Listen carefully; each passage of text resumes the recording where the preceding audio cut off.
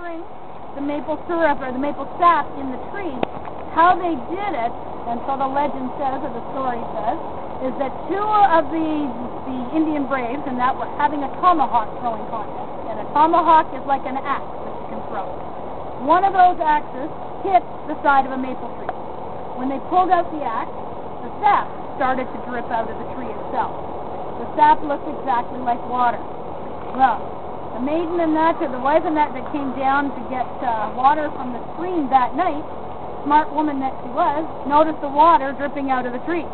I don't have to walk all the way down to the stream. I can collect this water dripping out of the tree. So she collected the sweet water, ended up coming back and that cooking the evening meal with that water dripping out of the tree. They found it was getting sweeter the longer they cooked it. So then they decided to cook the sweet water all by itself. And the native community still calls it sweet water season and that now. This is the season that is going on. So what they would do is that, by the way, guys, you never ever did this. It was always the women and children that made syrup and that for the First Nations. Guys, you were out hunting somewhere or something. Alright? So what the women and that would end up doing is chopping down a tree, and it was live every year. They would chop down a new tree. And then they'd have to hollow it out. They would hollow it out using fire. So they would start a fire on the top of the log, let it burn down, scooping out the ashes until they got it to the depth they wanted. Okay? Then they'd rinse it out with water and then fill it with sap. Now, you can't take this log, put it right directly onto your campfire to heat it. So they would heat up rocks in the campfire. When the rocks and that got heated up in here, they would take them with sticks, and they would try and lift them up and that on here, and that actually using this. And if you can get it all the way up into the crook, and that, yeah, there we go, and you toss it into the log. They would end up lining this all the way along with rock. Okay? When they cooled down, they would pick up the rock again, throw it back into the fire to heat up.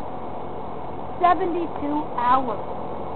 Constantly going back and forth with these hot rocks before they would end up with maple syrup. Okay?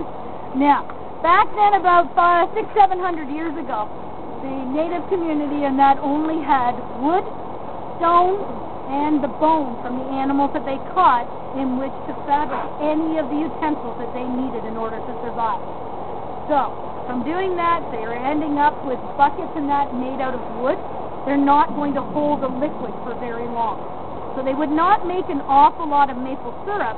What these guys would make probably was maple sugar, which means this whole log is going to be boiled dry. So there's no water left in here at all.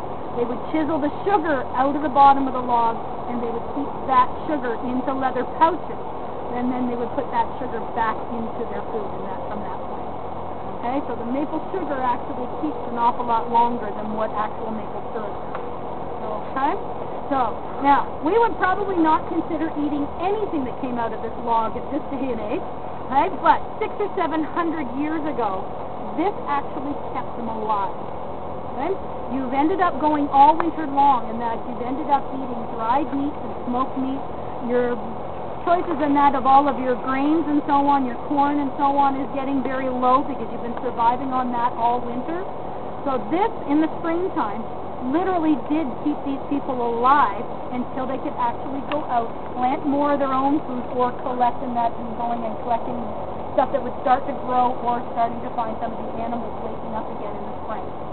So this, yeah, you're going to end up with a lot of extra taste of the fire because you're throwing rocks and that and ashes from the fire right into it. They would try to clean it out a little bit by taking an evergreen branch, and they could run it across the top, and that would gather the larger pieces of chunks of ashes that would be getting into it from the fire. But it would taste very strongly of the fire. But this is what kept you alive. So you didn't mind the taste of the fire along with the sugar.